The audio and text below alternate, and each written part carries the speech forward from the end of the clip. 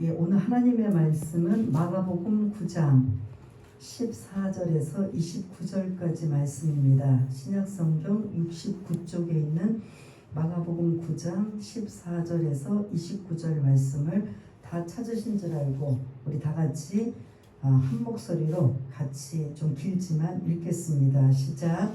이에 그들이 제자들에게 와서 보니 큰 무리가 그들을 둘러싸고 서기관들이 그들과 더불어 변론하고 있더라. 온 무리가 곧 예수를 보고 매우 놀라며 달려와 문안하거늘 예수께서 물으시되 너희가 무엇을 그들과 변론하느냐. 무리 중에 하나가 대답하되 선생님, 말 못하게 귀신 들린 내 아들을 선생님께 데려왔나이다. 귀신이 어디서든지 그를 잡으면 거꾸러져 거품을 흘리며 이를 갈며 그리고 파리해지는지라. 내가 선생님의 제자들에게 쫓아달라 하였으나 그들이 능히 하지 못하더이다. 대답하여 이르시되 믿음이 없는 세대여, 내가 얼마나 너희와 함께 있으며 얼마나 너희에게 참으리요. 그를 내게로 데려오라 하시매 이에 데리고 오니 귀신이 예수를 보고 곧 그 아이로 심히 경련을 일으키게 하는지라. 그가 땅에 엎드려져 구르며 거품을 흘리더라.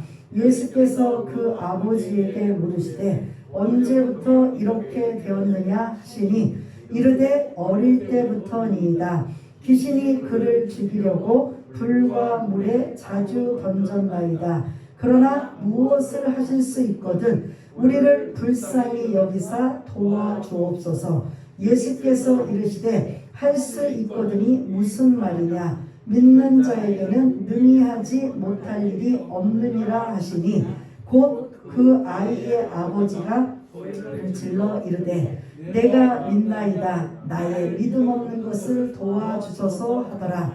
예수께서 무리가 달려와 모이는 것을 보시고 그 더러운 귀신을 꾸짖어 이르시되 말 못하고 못 듣는 귀신아, 내가 내게 명하노니 그 아이에게서 나오고 다시 들어가지 말라 하시매 귀신이 소리 지르며 아이로 심히 경련을 일으키게 하고 나가니 그 아이가 죽은 것 같이 되어 많은 사람이 말하기를 죽었다 하나 예수께서 그 손을 잡아 일으키시니 이에 일어서니라. 집에 들어가시매 제자들이 조용히 묻자오되 우리는 어찌하여 능히 그 귀신을 쫓아내지 못하였나이까. 이르시되 기도 외에 다른 것으로는 이런 종류가 나갈 수 없느니라 하시니라. 아멘. 네, 우리 오신 분들이라도 서로 앞뒤좌우 사랑합니다. 축복합니다. 반갑습니다. 건강하세요.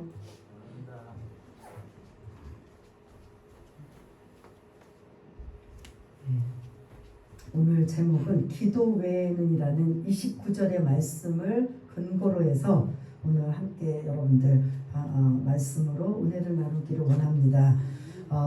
지난 시간에는 놀라운 3명의 제자들이 경험을 했어요. 어떤 경험이죠? 변화산에 올라가서 예수님이 변형되시는, 거기다가 또 모세와 엘리야를 보게 되는 엄청난 경험 중에 최고의 경험을 3명의 제자들이 경험했던 걸 볼 수가 있습니다. 그래서 그 경험을 한 그 3명의 제자들이 뭐라고 얘기했죠? 여기가 좋사오니 초막 셋을 짓고, 우리가 여기서 그냥 지금부터 계속 머물기를 원합니다라는 그 은혜 안에만 있기를 원하는 이러한 산 위에서의 모습이었지만 예수님께서는 뭐라고 말씀하셨죠? 산 아래로 내려가자. 완전히 감격, 은혜 이런 걸 완전히 깨시는 것처럼 산 아래로 내려가자. 저 예수님은 오늘 이 본문이 산 아래의 모습이에요. 산 아래의 광경에 누가 지금 등장해요? 귀신 들린 아들을 지금 데리고 와서 고침을 받기 원하는 이 상황에 좀 이런 여러 가지 상황이 지금 생겨 있는 걸 볼 수가 있습니다. 산 아래로 내려오자마자 일어난 상황이 오늘 이 본문의 말씀인데 14절에 보니까 우리 한번 14절 읽어보았지만 우리 한번 같이 읽어보겠습니다. 시작. 이에 그들이 제자들에게 와서 보니 큰 무리가 그들을 둘러싸고 서기관들이 그들과 더불어 변론하고 있더라. 아멘. 즉 그들은 예수님의 나머지 제자 몇 명이 지금 남았죠? 3명의 제자는 예수님과 함께 변화산에 올라갔고 지금 이제 이곳에 지금 이제 합류하기 위해서 온 거고 지금 현재 그러면 이 산 아래에서는 예수님의 제자 몇 명이 지금 있는 거예요? 9명의 제자들이 이제 그들이라고 볼 수가 있습니다. 큰 무리가 그들 그 9명의 제자들과 누구와 지금 변론하고 있는 상황을 지금 지켜보고 있느냐면 서기관들. 그 9명의 제자와 서기관들이 변론한다라는 이 상황을 토론한다, 논쟁한다, 다툰다, 더 심하게 해서는 싸운다는 소리예요. 왜? 오늘 이 전체 본문을 보니까 먼저 말씀을 드리자면 귀신 들린 그 아들을 둔 아버지가 예수님의 소문을 듣고 예수님을 만나면 내 아들이 고침받겠다라는 이러한 일념으로 예수님을 찾아왔는데 예수님이 계셨어요? 안 계셨어요? 안 계신 거예요. 그러다 보니까 나머지 9명의 제자들에게 그러면 예수님은 안 계시지만 당신네들이 우리 아들을 좀 고쳐달라. 이렇게 부탁을 하는 상황이에요. 그랬더니 그 9명의 제자들이 어떻게 했을까요? 예수님이 아직 안 오셨으니까 우리는 못하니까 기다려달라고 했을까요? 아니면 한번 해봤을까요? 네? 해봤을 거예요. 그런데 그렇게 했는데 아무 능력도 효용도 나타나지 않은 거예요. 근데 늘 이 예수님의 주변에 그 문제를 삼기 위해서 항상 걸고 넘어지기 위해서 종교 지도자들이 항상 파견되어 있는 걸 볼 수가 있습니다. 마침 이곳에 예수님이 안 계신 상황에도 1절에 보면 종교 지도자 중에 누가 지금 언급이 되고 있어요? 서기관, 바리새인들, 서기관 이런 종교 지도자들이 사실은 예수님을 은혜를 받기 위해서 오기보다는 예수님의 그런 흠집을 찾거나 트집을 잡기 위한데 지금 이 상황에 트집 잡기, 문제 삼기가 아주 딱 좋은 상황이에요. 그러니까 서기관이 제가 이 본문 안에는 나오진 않지만 여러 가지로 유추해 보면은 서기관이 지금 9명의 제자들이 귀신 들린 아이를 고치지 못하는 상황을 보고 기다렸다는 듯이 지금 문제를 삼고 있는 거예요. 예수님이 옛날에 기적과 이적을 행하신 것은 이 종교 지도자들은 누구의 힘을 빌어서 했다고 하죠? 귀신의 힘, 바알세불의 힘을 얻어서 기적을 행했다고 하는 이들의 생각으로 이들을 지금 이 9명의 제자들에게 비아냥 거린 거야. 야, 니네 스승인 예수가 그 바알세불의 힘을, 귀신의 힘을 빌어서 각종 귀신도 쫓아내고 병도 고쳤는데 너희들은 왜 못해? 그리고 또 너희들은 그 예수 이름으로 할 수 있다며 왜 못해? 라고 하는데 지금 이 제자들의 입장에서는 상황이 지금 어떤 상황이에요? 아주 난감한 상황이에요. 쥐구멍이라도 들어가고 싶은 상황이에요. 귀신 들린 아들을 좀 고쳐달라고 했을 때 고치지도 못하지. 그거를 꼭 기다렸다는 듯이 이 서기관들이 문제를 삼고 지금 완전히 이 9명의 제자들은 지금 숨고 싶은 이런 상황에 너 잘났다 나 잘났다 하고 있는 지금 이러한 모습이에요. 그럴 때 예수님이 마침 이곳에 지금 도착하신 거예요. 도착하시면서 16절에 보니까 너희가 무엇을 그들과 변론하느냐. 너희는 제자 지금 누구를 향해서 지금 이 질문을 하고 있어 예수님이. 제자들 나머지 9명 있는 제자들을 향해 너희들 지금 서기관하고 지금 왜 싸우고 있느냐, 왜 다투고 있느냐, 왜 토론하고 있느냐, 왜 논쟁하고 있느냐 하는 이런 질문을 지금 16절에 누가 지금 질문하고 있어? 예수님이 제자들을 향해 질문하고 있어요. 그러면 대답을 누가 해야 될까요? 귀신 들린 아들 데리고 온 그 아들을 못 고치는 상황이고 서기관과 왜 변론이 일어났는지 이 상황을 지금 누가 대답을 해야 돼요? 제자들이 대답을 해야 돼요. 근데 이 17절에 보니까 무리 중에 하나가 대답하되 라면서 선생님 말 못하게 귀신 들린 내 아들을 선생님께 데려왔나이다 라면서 그 사이에 대화 사이에 툭 지금 귀신 들린 아들을 데리고 온 아버지가 나서는 거예요. 쭉 나서면서 지금 그 제자들의 무능함을 지금 드러내면서 지금 예수님 앞에 지금 언급하고 있는 이러한 내용이 그 이후로 지금 등장하고 있는 걸 볼 수가 있습니다. 18절도 그렇잖아요. 내 아들이 지금 이런 상황이에요. 귀신 들려가지고 거꾸러지고 거품을 흘리고 이를 갈고 파리해지는 네 이 아들. 그래서 너무나 안타까워서 주님 앞에 왔는데 주님이 안 계시는 바람에 제자들에게 좀 쫓아달라고 했더니 18절에 내가 선생님의 제자들에게 내쫓아달라 하였으나 그들이 뭐하지 못하였어요? 그러니까 지금 제자들이 일단은 해봤다는 거예요? 안 해봤다는 거예요? 해봤다는 거예요. 그런데 능력이 나타나지 않았다는 거죠. 그러면 여러분들이 여기까지 제자들은 능력이 있을까요? 없을까요? 이 귀신 들린 아들을 못 고쳤어요. 그러면 예수님을 지금 거의 따라다니고 조금 있으면 이제 예루살렘에 들어가셔서 십자가에 죽으셔야 되는 이 상황, 이제 얼마 남지 않는 상황이거든요. 그러면 이 상황까지 제자들은 그냥 예수님 곁에서 예수님이 하시는 모든 것들을 지켜보고만 있었지 자기네들은 이런 능력을 한 번도 경험한 적이 없다 있다? 없다. 또 다 없다? 없다 있다. 그냥 옆에 스승님이 계시니까 스승님 그냥 하는 거 지켜보았다. 한데 6장에서 보면 예수님께서 2명씩 뭐를 보내셔요? 전도하러 내보내실 때 그냥 내보내시지 않고 뭐 옷도 2벌 가지지 말라, 뭐 전대도 돈도 갖고 가지 말라, 아무것도 갖고 가지 말라고 해놓으면서 다 예수님께서 뭘 주셨어요? 권능을 주셨어요. 그럼 무슨 권능? 귀신을 쫓아내고 복음을 전하다가 귀신 들린 자 있으면 그 예수의 이름으로 귀신을 쫓아내고 병든 자를 고침받게 되는 이러한 권능을 주셨단 말이에요. 그래서 6장 13절에 보면 그 제자들이 전도하러 나가서 그 주님이 주신 권능을 가지고 예수 이름으로 많은 귀신을 쫓아내고 많은 병자를 고쳤더라. 그러면 지금 6장 13절을 근거로 하면 이 제자들은 능력이 있어요, 없어요? 예? 이미 전도하면서 그 영혼들을 보면서 귀신도 쫓아내고 병든 자도 고치는 주님이 없어도 할 수 있는 이런 자들이었단 말이에요. 근데 왜 오늘 이 본문에서는 왜 아무 능력도 없었을까? 이게 오늘 이제 저와 여러분들이 질문하고 또 질문하면서 그 모습이 저의 모습들이 돼야 되는 거죠.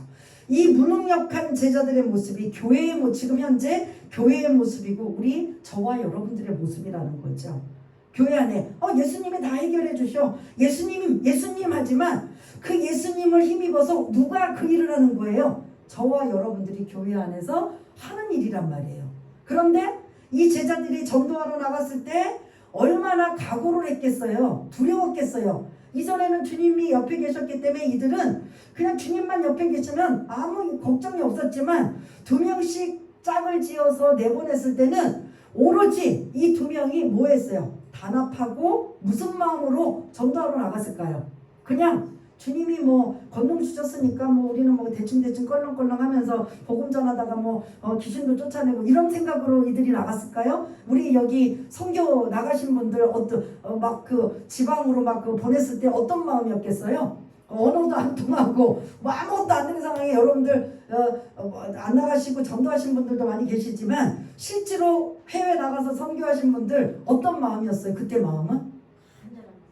얼마나 그때만큼은 아주 기도로 무장이 되어 있고 누구를 신뢰해요? 하나님만 예수님만 신뢰하고 예수의 이름의 능력이 나타나기를 얼마나 고대했을까요? 이해되시죠? 이 제자들이 2명씩 짝을 지어 전도하러 나갔을 때 그 마음이었단 말이에요. 근데 그 마음은 온데간데 사라져버리고 갑자기 귀신 들린 아들을 데리고 왔던 이 아버지의 부탁으로 귀신을 쫓는데 그 이전에 했던 그 능력이 아무것도 나타나지 않는 거예요.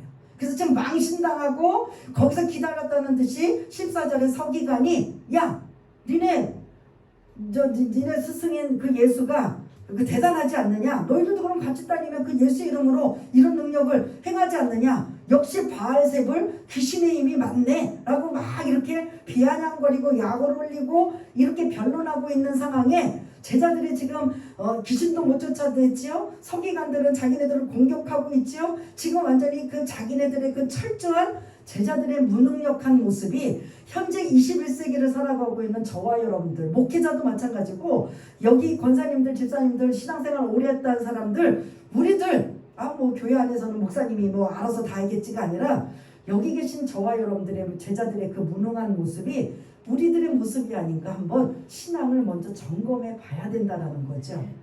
그래서 어느 날 갑자기 무장하고 무장해제하고 그냥 나는 하나님의 자녀야 하다가 어떤 상황이 생기면은 세상 사람으로부터 공격을 당하고 무시를 당하고 무능력함을 우리에게 공격하면 여러분은 어떻게 하실 거예요? 항상 깨어있으라고 말씀하신 것처럼 오늘 이 말씀을 통해서 우리가 한번 생각해 봐야 된다는 거죠. 그래서 지금 오늘 이 본문 속에 그 9명의 제자들은 지금 어떤 모습이에요? 무능력하고 믿음 없는 모습의 제자들이 지금 등장하고 있는 거예요. 그럴 때 제자들이 좀 대답을 해야 되는데 대답 못하고 있으니까 그 무리 중에 한 사람인 귀신 들린 아들을 데리고 온 아버지가 이 춤 툭 튀어나와서 17절 이후부터 이야기를 하는 거죠. 내 아들의 상태가 이렇습니다. 그래서 제자들에게 부탁을 했는데 제자들은 아무도 고치지 못하더이다. 그럴 때 19절에 예수님이 말씀하시잖아요. 답답하고 안타까운 마음. 그래서 믿음 없는 세대여라고 뭐가 없다라는 거예요? 믿음이 없다라는 거. 오늘 전체 14절에서 29절까지 말씀에는 여러분들이 믿음이라는 단어를 머릿속에 딱 들어야 돼요. 저와 여러분들이 지금 예수님을 보셨어요? 보시고 지금 예수 믿어요? 뭘로 지금 예수님을 믿어요? 믿음으로 믿는 거예요. 여러분들이 지금 2000년 전에 예수님이 이스라엘의 나사렛에서 태어나시고 그리고 나사렛에서 활동하시고 갈릴리에서 활동하셨던 그 예수님을 직접 보고 야 그분이 정말 나를 위해서 십자가에 죽으셨으니 나는 그분을 믿어야 되겠다고는 그 믿음으로 실제 그걸 목격하고 예수 믿은 게 아니잖아요. 왠지 뭐해져서 믿어져서 왠지 그 믿음이 이제 내가 그분의 자녀가 되고 나는 확실한 그분의 자녀로서 이제 신앙생활을 하기로 마음먹고 살고 있는데 그게 흔들리지 않도록 우리는 그거를 자꾸 점검해야 된다는 거죠. 점검하지 않고 그냥 비무장지대로 있으면 언제 서기관처럼 세상 사람들이 우리를 공격할 때 찍소리도 못하는 거죠. 교회가 세상의 소망이 되고 또 믿는 사람들이 세상을 향해서 빛과 소금이 되어야 되는데 지금 세상 어때요? 믿는 사람들 교회가 지금 어때요? 빛과 소금의 역할을 해요? 희망이 돼요? 욕 안 얻어먹으면 다행이잖아요. 욕만 안 얻어먹어도 다행이잖아요. 어떻게 하다가 이렇게 왔을까요? 이게 제자들의 무능력한 모습이 지금 교회와 성도들 우리들의 모습이 아닌가 사실 한번 반성해 볼 수 있는 본문의 말씀이라고 볼 수 있는 거죠. 이 귀신 들린 아버지가 지금 이 제자들을 무능력에 대한 고발을 하고 그러면서 자기 아들을 지금 고침받게 해달라고 지금 도움을 요청하고 있을 때 지금 먼저 이 19절에서는 이 제자들을 대표로 하고 그 상황에 믿음 없는 세대여라고 지금 언급하고 있습니다. 기독교는 예수님을 믿는 우리 모두에게는 반드시 뭐가 있어야 된다? 믿음이 수반되고 믿음이 전제가 되고 믿음이 있어야 되는 거야.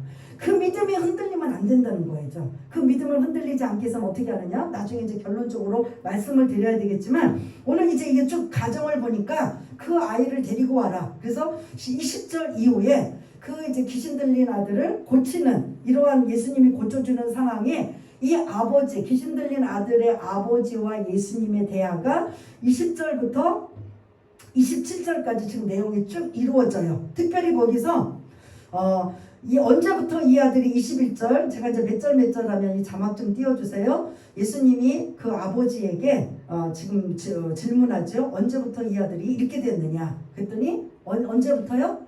어릴 때부터 이렇게 지금 막 땅에 엎드려지고 구르며 거품을 흘리는 이러한 일. 22절 귀신이 그를 죽이려고 불가물에 자주 던졌나이다 라고 하면서 지금 아들의 상황을 얘기해요. 그리고 22절 그러나 이후부터 한번 읽어보겠습니다. 그러나 시작. 그러나 무엇을 하실 수 있거든 우리를 불쌍히 여기사 도와주시옵소서. 아멘. 지금 그러나 무엇을 하실 수 있거든 예수님에게 지금 이렇게 좀 도움을 요청하고 있는데 예수님이 고칠 수 있다라는 거예요? 못 고친다는 거예요? 그가 지금 누가 얘기하셨어요? 반반인 거예요. 믿음도 반반인 거예요. 이 귀신 들린 아들을 둔 아버지가 예수님 앞에 지금 22절에 무엇을 하실 수 있거든. 그러면 완벽하게 주님은 하실 수 있는 분이라는 거예요? 아니라는 거예요? 에? 아닐 수도 있다라는 거예요. 할 수도 있고 내 아들을 고치는 거 봐서 완벽하게 하실 수도 있지만 지금 내 아들을 아직 안 고친 상황이니까 무엇을 하실 수 있거든 이라고 언급하며 지금 계속 예수님을 호칭을 뭐라고 불러요? 주여라고 불러요? 랍비라고 불러요? 선생님이라고 불러요? 선생님. 그러면 다른 믿음 있는 사람들 야이로의 그 회당장이 자기 딸이 이제 다 죽어가게 생겼을 때 발 앞에 엎드려서 주라는 표현을 해요. 아주 그런 겸손하게. 그리고 이방 여인 스로보니게 여인도 자기 딸이 귀신 들렸을 때 그 이방 지역에 예수님이 잠깐 좀 쉬러 오신 그 상황에도 주님 앞에 뭐라고 호칭을 부냐면 주여라고 표현해요. 근데 지금 이 귀신 들린 아들을 둔 아버지는 뭐라고 호칭을 해요? 선생님. 일반적인 호칭을 지금 하고 있으면서 호모는 당신이 엄청난 능력을 행하는 걸 알고 있지만 지금 자기 아들의 문제를 가지고 와서 무엇을 하실 수 있거든 이라는 건 반반의 믿음이에요. 이건 믿음도 아니고 아닌 것도 아니에요. 그러면서 도움을 요청하며 우리를 불쌍히 여기사 도와주옵소서라고 했을 때 지금 예수님이 23절에 할 수 있거든이 무슨 말이냐. 그 다음 뭐죠? 믿는 자에게는 능히 하지 못할 일이 없느니라 라고 유명한 말씀을 지금 믿음이 있다 없다. 믿음이 있으면 믿음이 없으면 지금 이런 상황이에요. 갈림길이에요. 뭐가 중심이냐? 믿음이에요. 믿는 자에게는 능치 못함이 없다. 그러나 믿지 않는 자에게는 아무것도 할 수 없다라는 소리예요. 뭐를 가져야 된다는 거예요? 그 지금 아버지에게 뭐를 지금 요구하고 있어요? 예수님이 믿음을 가지라는 거예요.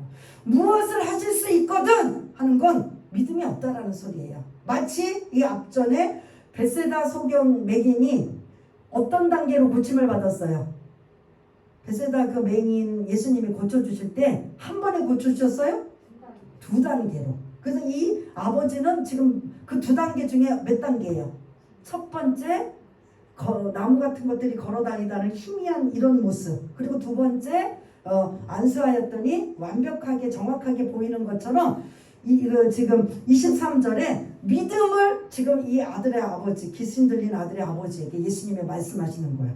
믿는 자에게는 능히 하지 못할 일이 없느니라. 믿음을 지금 예수님께서 말씀하셔요. 그랬더니 24절에 곧바로 알아차린 거죠. 우리 24절 한번 또 읽어보겠습니다. 시작.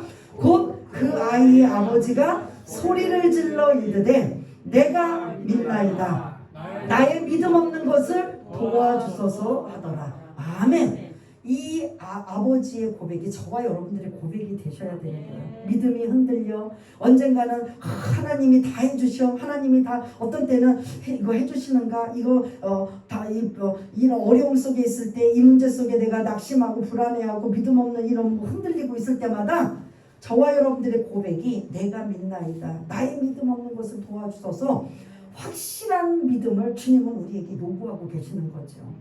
다 보여주고 다 까놓고 한다면 그건 믿음이 아니에요. 믿음은 뭐예요? 안 본 것 중에 깨닫지 못하는 중에 나는 그분을 신뢰하고 믿고 의지하는 이게 진짜 믿음이란 말이에요. 근데 주님은 이 아버지를 향해서 뭐를 요구하고 계셔요? 믿음을 요구하고 있는 거예요. 네가 믿느냐? 근데 내가 믿나이다. 나의 믿음 없는 것을 도와주셔서 어떻게 보면 이 제자들의 무능력한 모습도 우리의 모습이 되고 그 제자들의 믿음 없는 무능력한 모습을 이 지금 아버지와 대화를 나누면서 24절에 이 아버지가 고백하고 있는 이 고백이 저와 여러분들의 고백이 되셔야 돼요. 내가 믿음이 흔들릴 때마다 여러분들이 어떠한 삶 속에 문제가 해결되지 않고 오랫동안 힘들고 어려울 때마다 나 하나님의 자녀인데 하나님이 나 이런 아픈 것들 이런 문제가 생기고 어려운 것들 하나님은 분명히 아실 텐데 왜 나는 여태 고침받고 해결받지 못하고 풀어지지 않을까라고 낙심하고 좌절하고 의심하고 염려하고 근심하며 나아갈 때는 믿음하고 연결이 돼야 안 돼요. 낙심, 좌절, 염려, 근심 이 방향으로 나가면 믿음 있는 사람이 아니에요. 없는 사람. 그때마다 여러분들은 오늘 이 24절의 고백을 해야 돼요. 어떤 고백? 내가 믿나이다. 나의 믿음 없음을 도와주소서. 이 기도가 저와 여러분들의 기도가 흔들릴 때마다, 현실의 마음대로 안 될 때마다, 내 입에서 자꾸 믿음 없는 소리를 할 때마다 내가 믿나이다. 나의 믿음 없는 것을 도와주소서라고 가장 주님이 뭘 바라시냐면 그 믿음이에요. 기적과 이적을 이거 복음서에 예수님이 하실 때마다 뭐냐면 그 믿음을 보시고 고쳐 주시고, 그 믿음을 보시고 해결해 주시고, 그 믿음을 보시고 믿음을 보시고 믿음을 보시고 하면서 믿음을 강조하고 있는 걸 볼 수가 있습니다. 저와 여러분들에게 뭘 요구해요? 믿음. 여러분들이 그 예수를 믿는 믿음에서 흔들리고 있고 희박하고 정확하지 않으면 24절에 이 아버지가 고백하고 있는 이 고백이 저와 여러분들의 고백이 되셔야 돼요. 어떤 고백이요? 내가 믿나이다. 나의 믿음 없는 것을 도와주소서. 이게 무능력한 믿음 없는 흔들리는, 야 이렇게 그 코로나 바이러스로 인하여 어려움을 당하고 직장에서 사업장에서 자식관계 뭐 여러 가지 막 물질문 관계 막 그냥 우겨싸임을 당하고 골치 아프고 막 머리가 터질 것 같은 이 상황에 어떻게 난 하나님의 자녀인데도 그렇게 기도하는데도 안 풀어주실까 라고 했을 때 그 믿음이 흔들려요? 안 흔들려요? 흔들리는 거죠. 근데 주님은 그 흔들린 것마저도 믿음이 없다라는 거예요. 그때마다 여러분들이 입으로 기도하시는 게 뭐냐면 내가 믿나이다. 나의 믿음 없는 것을 도와주소서. 그렇게 고백한 그 아버지의 그 믿음을 스스로 도움을 요청하고 연약한 믿음일지라도 그 믿음 보시고 25절에 귀신을 쫓아내는 그 아들의 귀신을 쫓아내는 일들이 27절까지 지금 일어나고 있습니다. 그래서 그 아버지의 믿음, 연약한 믿음이라 했잖아요. 지금 확실하고 정확하고 뭐 강하고 담대한 믿음은 아니에요. 내가 믿나이다. 나의 믿음 없는 것을 도와주셔서라는 그 연약한 믿음일지라도 주님 앞에 고백하였더니 그 고백을 받으시고 들으시고 어떻게 했다? 고치시는 역사가 나타나는 거죠. 저와 여러분들은 언제든지 흔들릴 때가 있어요. 저도 그래요. 저도 가끔 힘들고 어려운 상황이 올 때마다 나름대로 기도하고 나름대로 몸부림치고 그래서 도움을 요청하며 했는데 이게 막 그냥 내 생각도 약간 아닌 쪽으로 부정한 생각으로 낙심하고 좌절한 쪽으로 나올 때마다 여러분들은 오늘 24절의 고백 내가 믿나이다.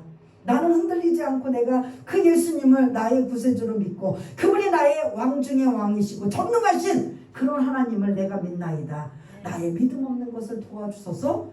그걸 언제 해요? 언제 이 고백을 주로 할까요? 우리가 평상시에? 아니요. 그러니까 문제 생길 때 이걸 하지만 주로 뭐 할 때 이 고백을 하면서 하나님 앞에 도움을 요청하죠? 그렇습니다. 그래서 이렇게 이제 귀신 들린 아들의 아버지의 믿음을 보시고 귀신 들린 아들을 고쳐주는 이러한 상황이 27절이면 28절에 무능력하고 했던 그 제자들이 이제 예수님 앞에 질문을 하는 거예요. 28절. 집에 들어가심에 제자들이 조용히 묻자오되 우리는 어찌하여 능히 그 귀신을 쫓아내지 못하였나이까. 그러면 이전에 이 제자들도 이 권능이 있었어요, 없었어요? 그런데 어느 순간부터 없었다는 건 그 사이에 뭐가 없다는 거예요? 믿음이 떨어졌다는 소리예요. 그 믿음이 떨어지면 그 믿음을 더 굳건하게 하고 흔들리지 않고 지금 예수님이 잠시 3명을 데리고 변화산에 높은 산에 따로 가셨을 때 이들이 남아서 뭐를 해야 정상적일까요? 보통 뭐를 해야 될까요? 주님도 없으시니까 내려오실 때까지 좀 휴가다. 우리 그냥 완전히 무장해제하고 쉬자. 그런데 문제가 생겼잖아요. 귀신 들린 아들을 데리고 온 아버지. 그리고 늘 무리가 그 주변에 있어서 언제라도 주님이 오시면 그 광경을 보려고 하고 그리고 항상 문제 삼고 비방하고 하는 그 가시 같은 종교 지도자들도 함께하고 이런 상황에 그 현실을 직시하고 있고 지금 우리 지금 말하면 악한 사탄 마귀가 우리를 우는 사자와 같이 공격하고 그런 괴롭히고 고통을 줄 때 우리는 그 상황을 영적으로 볼 때마다 우리는 뭐 해야 돼요? 깨어 있어서 믿음을 유지해야 되는 거예요. 그 믿음을 흔들리지 않고 유지하고 견고하게 하려면 마지막 29절 다 같이 한번 읽어보겠습니다. 시작. 이르시되 기도 외에 다른 곳으로는 이런 종류가 나갈 수 없느니라 하시니라. 아멘. 조금 전에도 말씀드린 것처럼 여러분들이 선교 나가신 분들이 여기 지금 여러 명이 계시는데 그 나갔을 때 여러분들이 그냥 여기처럼 그냥 대충 막 껄렁껄렁 마음도 막 그냥 무장해제하고 그냥 뭐 되는 대로 되겠지 하고 선교 나가셨어요? 아니잖아요. 아까처럼 막 그냥 긴장하고 막 언어도 통하지도 않는데 막 기도하고 그냥 또 그 몇 명 팀을 짜가지고 막 그냥 서로 막 한마음 한뜻이 돼가지고 그때만큼의 믿음은 대단해요. 그래서 그 전에도 늘 말씀드린 것처럼 국내에서 일어나지 않는 놀라운 기적과 이적들이 어디 나가면 일어난다? 선교지에 나가면 일어난다는 거예요. 그 자기네도 그 일어나는 일 보고 깜짝 놀라고 다시 국내에 와서 그 일을 또 기대하면 별로 일어나질 않아요. 영혼을 구원할 때 하나님이 그 능력을 주시는 걸 볼 수가 있는데 아무튼 이 제자들이 지금 제자들의 그 모습은 어때요? 오늘 본문 속에 등장하는 제자들은 완전히 기가 죽어 있고 자신감도 떨어져 있고 믿음 있음을 인정받아야 되는데 믿음 없음에 지금 인정받고 있고 지금 안 좋은 상황이 지금 다 모여 있어요, 없어요? 그러니까 조용히 어떻게 해야 능히 이 귀신을 우리는 왜 그걸 귀신을 쫓아내지 못합니까? 라고 지금 예수님께 질문을 하였더니 예수님이 답이 뭐밖에 없다고요? 기도 외에는 없다는 거예요. 그러면 어떻게 해야 되는데 기도 외에는 없다는 걸까요? 예수 이름으로 명하나니 물러가라 떠나가라 뭐 이렇게 해야 기도하면 된다는 거예요? 여기서 말하고 있는 의도의 기도는 여러분들 우리가 기도할 때 하나님 앞에 어떤 문제를 가지고 나와서 도움을 요청하잖아요. 하나님 나는 무능력합니다. 나는 아무것도 할 수 없습니다. 하나님을 의지합니다. 하나님의 도우심만이 있어야 됩니다. 그러면서 자기 자신의 죄와 이러한 것들을 고백해 와네요. 기도하는 가운데 믿음도 생기고 기도하는 가운데 자신의 참모습을 보게 되는 거죠. 기도하지 않으면 당연히 믿음도 없을 뿐더러 교만하고 나 한때 전도하러 나갔는데 많은 귀신도 쫓아내고 많은 병자도 고쳤어. 6장 13절을 근거로 하면 그거 과거에 했던 권능을 가지고 자부심을 가지고 자랑만 하고 있다면 오늘 이 본문 속에 그게 유지가 돼야 되는데 왜 안 되냐는 거죠. 왜 안 된 거예요? 한마디로 믿음이 없었던 거고 그 믿음이 다시 충전하기 위해서는 뭐를 해야 된다는 거예요? 기도해야 된다는 거죠. 여러분들이 어떤 문제가 생기고 문제 해결하기 위해서만 기도하는 게 아니라 어떻게 보면 우리가 361장 찬양처럼 4절에 기도하는 이 시간 주를 의지하고 크신 은혜 구하면 꼭 받으리라. 의지하는 마음에 근심 사라지고 크신 은혜를 주네 거기 기쁨 있네. 당장 해결받진 않지만 내가 기도하는 중에 믿음이 흔들리지 않고 요동하지 않아서 그 믿음이 견고하게 가질 수 있다는 거죠. 우리는 대체적으로 기도하면 정의 문제 생기면 하나님 앞에 기도하고 그래서 하나님이 그 기도를 들으시고 구하라 두드리라 찾으라 두드리라면 응답해 주신다니까 그렇게만 하면 돼 라고 해서 문제 해결자의 어떤 하나님을 생각하며 기도하는 대상이었다면 여러분들이 오늘 본문 속에 다시 한번 그거는 당연한 것이고 더 한 차원적인 여러분들의 기도는 내 믿음이 흔들리지 않기 위해서 기도하시는 거예요. 기도 하나님 앞에 엎드려서 그분 앞에 내려놓을 때 자기의 참모습을 먼저 알아야 돼요. 기도하지 않고 그렇게 하지 않는 모습이라면 또 여러 가지 상황도 있겠지만 제대로 된 기도라면 자기가 얼마나 무능력하고 무지하고 힘없고 연약한 존재라는 걸 하나님 앞에서 자기를 발견해요? 못 발견해요? 그러면 교만해져요? 겸손해져요? 이게 정상적인 거예요. 기도 많이 하는데 교만하다. 그러면 이걸 제대로 알고 있는 거예요? 모르고 있는 거예요? 모르고 있는 거죠. 자기 것만 아뢰고 자기 것만 구하는 거죠. 완전히 결제 받아서 도장 찍어달라는 것처럼 하나님 나 이 문제 있고 이렇게 돼 있고 이거 해결해 주시고 저거 해결해 주시고 이렇게 저렇게 완전히 해결사로 하나님 앞에 기도 많이 하는 사람 그런 사람들이라면 아니라는 거죠. 기도의 참모습은 나는 나는 무능력하고 나는 힘이 없고 나의 전능자 나의 도움을 구할 자는 오직 하나님밖에 없습니다. 그러면서 그 하나님과의 관계를 더 끈끈이 하고 굳건하게 하는 믿음을 언제 생긴다고요? 기도 외에는 안 생긴다는 소리예요. 그래서 여러분들이 기도에 대한 정의를 다시 한번 가지시길 바라겠습니다. 그래서 여러분들이 지금 현재 어려움을 처하고 있을 때 야, 저 사람은 얼굴이 그렇게 힘든데도 얼굴이 밝고 흔들리지 않고 언어 하나 낙심된 언어를 하지 않고 있네. 그럼 이 사람은 제대로 된 기도를 했다라는 거야, 안 했다는 거야? 그 사람 얼마나 힘들겠어요. 얼마나 죽을 만큼 고통스럽겠어요. 그거 가지고 하나님 앞에 울고 불고 매달리고 그래서 도움을 요청하고 그래서 하나님의 은혜가 그냥 안 됩니다. 하나님을 의지하고 그렇게 기도하며 기쁨을 얻고 확신을 얻으니까 당장 문제가 해결되지 않아도 일반 생활에서 뭐 할 수 있어요? 믿음으로 살 수가 있는 거예요. 이해가 되십니까? 그거 훈련하셔야 돼요, 우리가.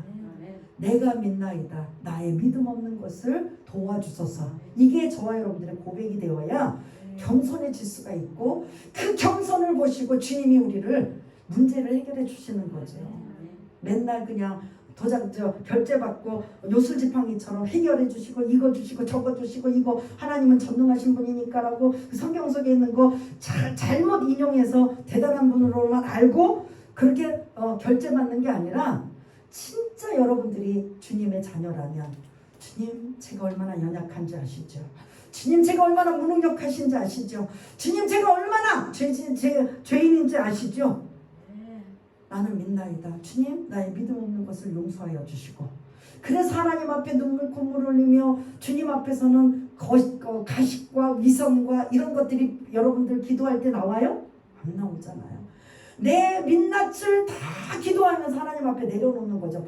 발가벗긴 심정으로. 그러면서 그 연약한 모습 그대로 하나님 앞에 도움을 요청하고 그것을 받아서 하나님께서는 우리에게 은혜가 임하면 내가 기도 끝난 후에 나는 더 겸손해질 수밖에 없고 그 믿음이 굳건해질 수밖에 없는 거예요.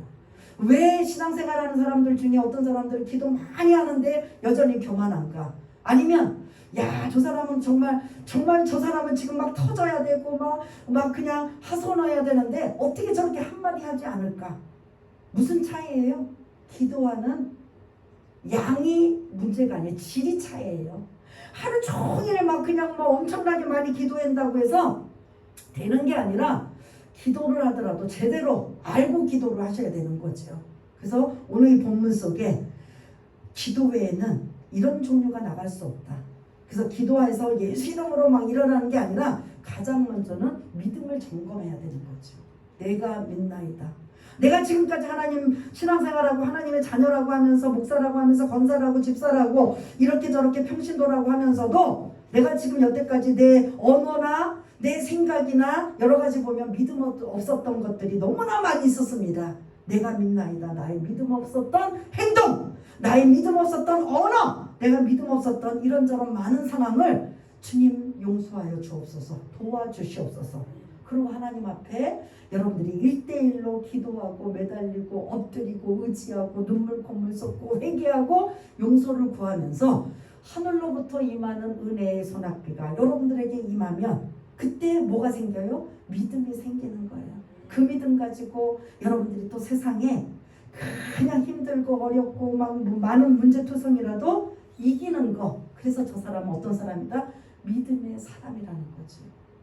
막 기도만 하면 다 풀리고 해결되고 해서 이 사람이 믿음의 사람이 아니라 안 풀어져도 아직은 계속 ing로 문제 속에 있을지라도 흔들리거나 요동하지 않고 낙심하거나 좌절하지 않고 원망하거나 불평하지 않고 내 믿음으로 굳건하게 살기 위해서 흔들릴 때마다 더 뭐 해야 돼요? 기도하면서 하나님 앞에 의지하는 거죠. 하나님 의지합니다. 하나님 도와주옵소서. 내 믿음 없음을 용서하시고 이 상황을 다른 사람한테는 자존심 상해서 말을 못하지만 하나님 앞에서는 완전히 다 내려놓고 도움을 요청하고 그래서 힘을 얻으면 그게 믿음인 거죠. 야, 그 힘으로 또 사는 거예요. 그 은혜로 사는 거예요. 지금 우리 우한 코로나19 바이러스로 인하여 이전에는 우리 메르스 사스 때는 우리는 한국에 뭐 이제 우스갯소리로 마늘을 많이 먹어서 우리는 안 걸려라고 하는데 그때 마스크 썼어요, 안 썼어요? 그때도 바이러스예요. 메르스와 사스 때도 바이러스였는데 그거는 좀 약한 거였던 것 같아요. 지금 이 코로나19 바이러스에 비하면. 근데 지금은 어떻게 해요? 사람과 그때는 음식만 잘하고 손만 위생만 잘 지키면 됐던 상황이었어요. 근데 지금은 뭐예요? 사람과의 접촉을 막아놓잖아요. 만나면 안 돼요. 만나더라도 꼭 마스크 써야 되고 거리를 둬야 되고 해야 돼. 이건 벗고 먹으면 안 되고 먹어도 안 되고 안 되잖아요. 왜 이렇게 차단되고 막아져 있는 거냐 말이에요.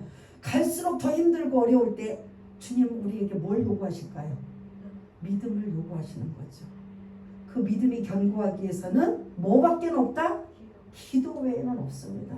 여러분들 개인적으로 기도하시면서 각자의 그 여러분들의 현실과 상황과 이런 것들을 주님 앞에 적나라하게 내려놓으며 오늘 24절 내가 믿나이다 나의 믿음 없는 것을 도와주셔서 이걸 진정으로 여러분들이 진심으로 고백할 때 그 고백을 주님께서 받으시고 이 귀신 들린 아들을 고치신 것처럼 여러분들의 문제가 해결받으실 줄 믿습니다.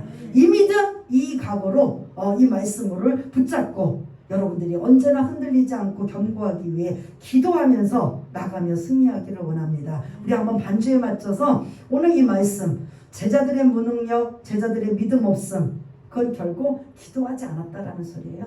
그냥 막연하게 주님만 옆에 있고 주님이 계시니까 라고 했다가 지금 엄청난 이 본문 안에 귀신 들린 아들 고치지 못하여서 망신을 톡톡히 당했던 모습 그리고 예수님 앞에 책망을 받았던 모습 그리고 이 귀신 들린 아들 아버지와 예수님과의 대화 속에서 하실 수 있거든 할 때 예수님이 그때 안 고쳐주셔요. 믿는 자에게는 할 수 있거든이 무슨 말이냐? 믿는 자에게는 능히하지 못할 일이 없느니라 라면서 예수님이 믿음이라는 걸 딱 힌트를 주고 가르쳐 줄 때 내가 믿나이다. 나의 믿음 없는 걸 도와주셔서 이 믿음 연약한 믿음이라 할지라도 이 믿음을 고백하고 그리고 주님 앞에 기도할 때 그 믿음 보시고 고쳐주신 상황이라면 요 성경적인 원리를 저와 여러분들이 취하셔야 되는 거예요. 그래서 기도하면서 여러분들 문제 해결만 받기 위한 기도가 아니라 내 믿음이 흔들리고 요동하지 않고 흔들리지 않는 그런 상황 속에 여러분들이 고백하고 간구하다가 그 믿음 보시고 여러분들의 문제가 해결받는 저와 여러분 모두가 다 되시길 바라겠습니다. 우리 한번 361장을 한번 다시 한번 서주시고 아무거나 해주셔도 돼요. 우리 한번 다시 한번 이 말씀을 붙잡고 여러분들의 것이 되고 여러분들의 믿음이 견고하기 위해서 한번 기도하겠습니다. 다 같이 기도하겠습니다. 하나님 아버지 은혜를 감사합니다. 제자들의 모습, 귀신 들린 아들 아버지의 모습은 한마디로 믿음 없었던 무능력한 모습이었던 걸 볼 수가 있습니다. 주님은 우리에게 믿음을 요구합니다. 그래서 제자들에게 어떻게 해야만 이 귀신을 쫓아낼 수 있습니까? 기도 외에는 이런 종류가 나갈 수 없느니라 하시면서 그 안에 함축되어 있는 건 귀신 들린 아버지와의 예수님과의 대화 속에 있습니다. 무엇을 하실 수 있거든 우리를 불쌍히 여겨 도와주옵소서. 무엇을 하실 수 있거든 이 믿음 없는 언어가 우리에게는 없게 하여 주시옵소서. 내가 믿나이다. 나의 믿음 없는 것을 도와주셔서 진심으로 전심으로 하나님 앞에 믿음에 대해서 간구하고 요청하고 도움을 청할 때 하나님께서 나는 아무것도 할 수 없습니다. 나는 무기력하고 무능하고 연약합니다. 거기다가 더군다나 죄인입니다. 하나님 내가 무엇을 할 수 있겠습니까? 하나님 의지합니다. 하나님 신뢰합니다. 그 믿음 가지고 나갈 때 그 믿음으로 하나님께서 문제 해결해 주시고 그 믿음으로 해결받지 못한다 할지라도 흔들리거나 요동하지 않는 귀하고 복된 이 자리는 모두 우리 순복음 주님의 교회 식구들 될 수 있도록 주님 도와주시옵소서.